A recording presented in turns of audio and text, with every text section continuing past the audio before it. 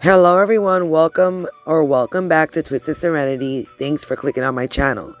So today I'm going to be showing you how I created some budget-friendly wood DIYs because I'm participating in What Would You Make collaboration. So I hope you guys really enjoy it. Now, don't forget to like, share, and subscribe to my channel. It really helps my channel grow, and turn on that bell notification. Now sit back and relax or craft with me. Let's get started.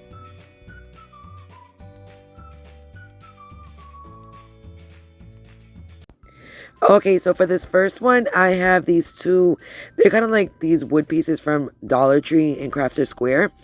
And one was already cut down, and as you can see, they're beat up because my toddler did get into them and he wrote all over them. So I just fixed them up a little bit by sanding them up as much as I could, hand sander. And then I gave them two coats. This is white acrylic paint, not chalk paint. I gave them two coats of white acrylic paint. And then I let it dry completely. Now, I made a stencil using my Cricut. So I think these are called reverse stencils when you put the lettering on them the way that I'm doing. And I put the letters on each of the boards. Now, I wanted all the boards to be different heights. I made a piece like this with really, really big wood back in Christmas time and for fall time, but I decided to go the Dollar Tree Crafter Square route, and I decided to use Dollar Tree pieces. Now back to the stencil. Like I was saying, I'm telling you, I get off track all the time. I made the stencil, I transferred it on there, and then I took my paints and I went over the stencil with all different color paints. And all the different colors will be linked in my description box because I cannot remember them on the top of my head. Now, as you guys see, I did the S, the P, the R, and the N, the G. And I didn't know what I wanted to use for the I yet. I did take out like one of the wood cutout watering cans, and I thought I was going to put like a I on there. But I do switch it up. So I like to weed out my lettering while the paint is still wet. So that's why I was going one by one instead of just painting them. So I would paint them and then weed them out while it's still wet. Now for my eye, Dollar Tree had these wood flower pieces that they carried in their spring section this year. And I felt, I felt like that would be like the perfect eye for like to fit in for this like wood piece. So I painted it. I painted the flower just using some white paint. As you can see, I have a little bit of blue because I thought I was going to do like a different tone blue. Some white, and then I went in there with a little bit of blue in the little circle part of it. And then I ripped the stick out of it. So I just broke it in half, and then I really had to like dig in there to get that piece out. And I felt like this was perfect for my eye. Now, I grabbed another piece of that same wood from Crafter Square, and that was going to be the base. I just stained that piece using some Waverly wax, and then I took a combination of wood glue and hot glue, and I started to glue all the pieces on there, spacing them how I wanted them out. Now for our little flower, the one that we're using as our eye, I had to grab that little wood block from Dollar Tree, and I just glued it in on the back of the flower, and I glued it on to our little wood piece, and that was it for this one, you guys. I love how this came out, and I'm glad I decided to use bright spring colors. Usually I do keep stuff neutral, but let me know what you guys think. Okay, you guys, for this next one, it has to be so inexpensive to make and so easy to make as well. So this is just a piece of scrap poster board, and I'm just gonna cut it down. I made this pretty large. You can make it what size you need to, but I believe it was like such an odd size, 17 by 14. So I take some black chalk paint, and I'm going just to give it first a coat of black chalk paint and wait for it to completely dry. Now I purposely did not give it like complete coverage.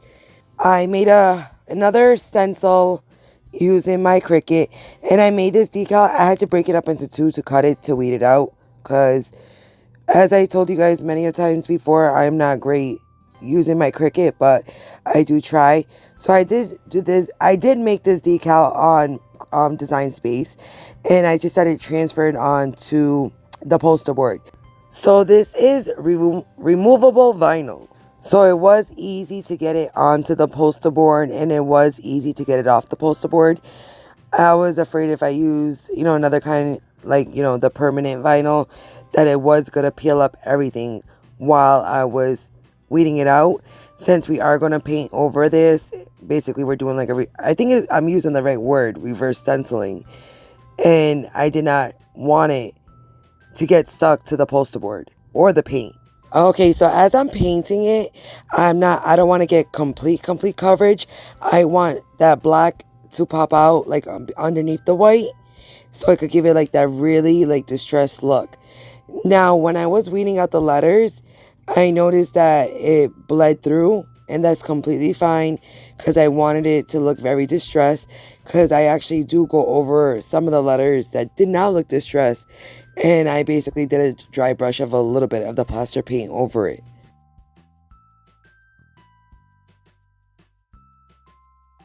Okay, so now I grabbed 2 of the 5-gallon paint stir sticks, and I'm just going to measure them down first. How long do I want them?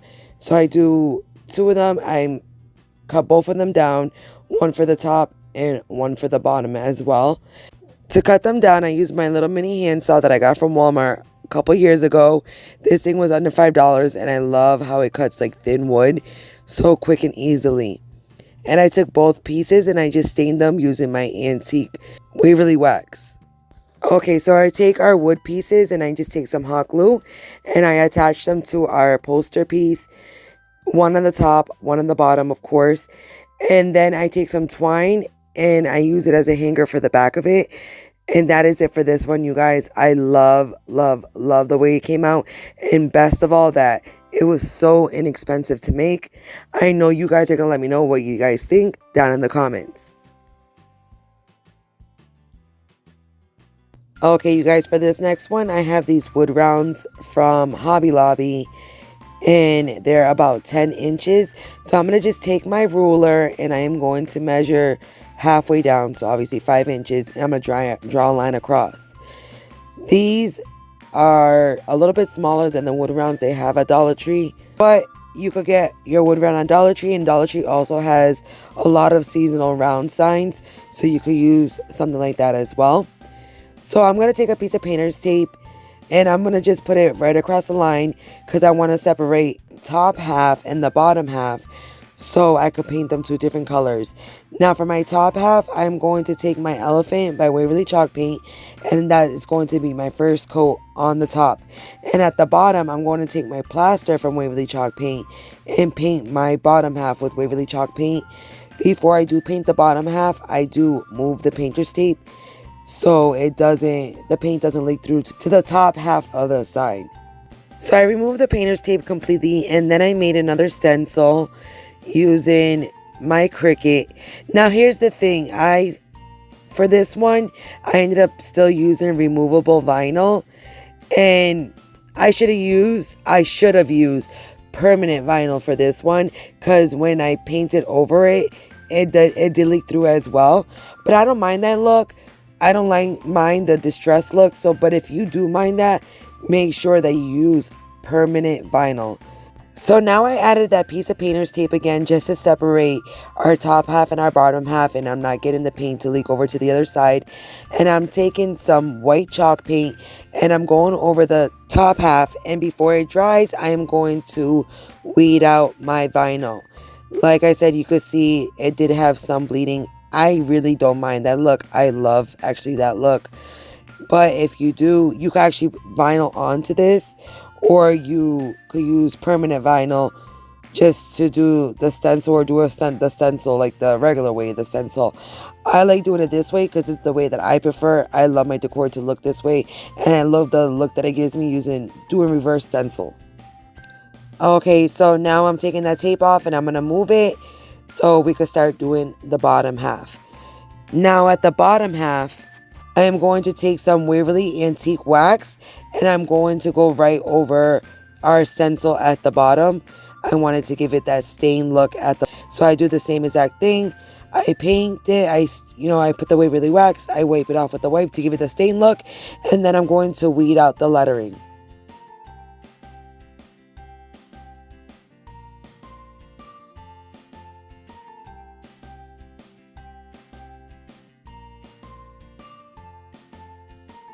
Okay, so I wanted to give my Easter sign some bunny ears. I've seen a lot of signs like this that have little bunny ears on them. So I have this old foam board. As you guys could tell, this is pretty beat up. And I just draw 2 bunny ears out and I cut them out with my craft knife. Well, I do one and then I trace the other. Now I also made this like little piece. It's kind of like, it looks like an egg shape type thing. So I want one of the bunny ears to look like if it's folded over, like bent over. And then I just take my little nail filer, my little sander, and I'm just gonna sand around the border of the ears just to give it like a finished look. So I do paint over them with the same white chalk paint that I painted the top half of the sign with. Now I grab my light pink from Apple Barrel and I paint the inside of the ears, and I do that for both ears. And then I grab my little, now I'm looking at it, doesn't look like an egg, I don't know what it looks like, but I grab my little floppy earpiece and I take some tacky glue and I glue it on to one of the ears so it could look like a floppy little ear. Okay, you guys, so now I have to attach my little bunny ears to the sign. So I grab some craft sticks and I grab some more of the Eileen's tacky glue, and I take some hot glue and the tacky glue. So I put the tacky glue more on the top part of the ear and then the hot glue on the wood part up with the craft stick. You'll see what I'm doing, if that makes sense. And I attach both of the ears. And once I attach both of the ears, this is so cute. If you guys want, you guys could put like a little hanger on this to hang this up. I'm going to use this like on a shelf or something like that. So I'll put it with one of those, what do they call it? Like the picture frame holder things. I don't know what the name is, you guys. I'm sorry. But I love the way this came out. It's so stinking cute. Let me know what you guys think. Okay, you guys, so today I'm participating in the What Would You Make challenge, where you take wood pieces and you incorporate them into your projects. I had such a great time creating these projects, and I want to thank the host and co-host for allowing me to participate. In my description box, you will find the playlist with all of the other amazing creators, and I guarantee you guys will get some inspiration for your home. Now, if you're coming from the playlist and you like what you see, please hit that subscribe button and let me know whose channel you're coming from down in the comments. And I want to let you guys all know that I appreciate everyone who takes the time to watch my videos. Now, thank you guys for all the support. Now, let's get back to crafting. Okay, for this one, you guys, I have 5 of the jumbo craft sticks from Walmart, and I just use some painter's tape to hold them all together. Now I'm starting out with 5. In just a few seconds, I am going to add another craft stick. So I'm just using my ruler and I'm doing like a diagonal line because I want to make this kind of like the shape of a flower pot. So that's why I did add another one, because I just wanted the height to go, I wanted it to be a little bit higher, a little bit taller. You guys, I don't even know what I'm saying anymore. A little bit taller, I'm sorry. Now, once I draw on my line, I just take my little floral cutters. And I believe I got these one from Dollar Tree, and they work awesome. And I just cut all my craft sticks where I have marked.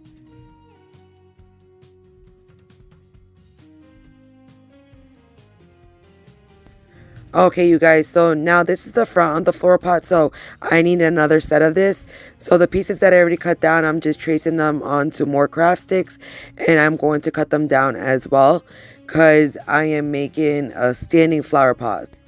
Okay, so I have my front and my back, and I'm just taking some of the smaller popsicle sticks, and these ones are from Dollar Tree, and I am just going to glue some popsicle sticks or craft sticks, whatever you guys call them, either or, but we just need to give these pieces that solid hold.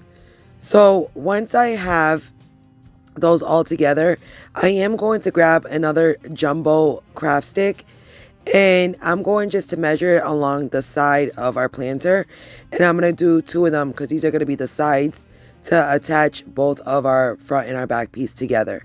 So I just cut each of these craft sticks down.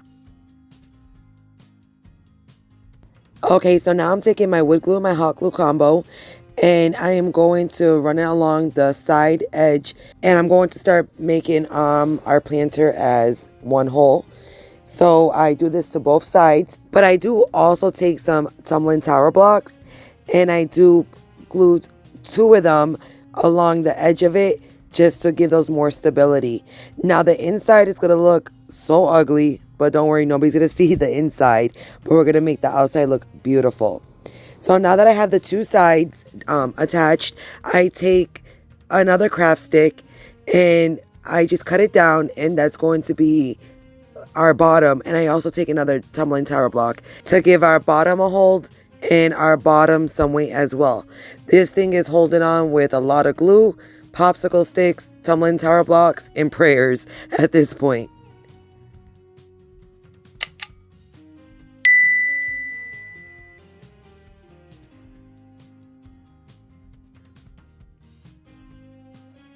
Okay, so now for the fun part.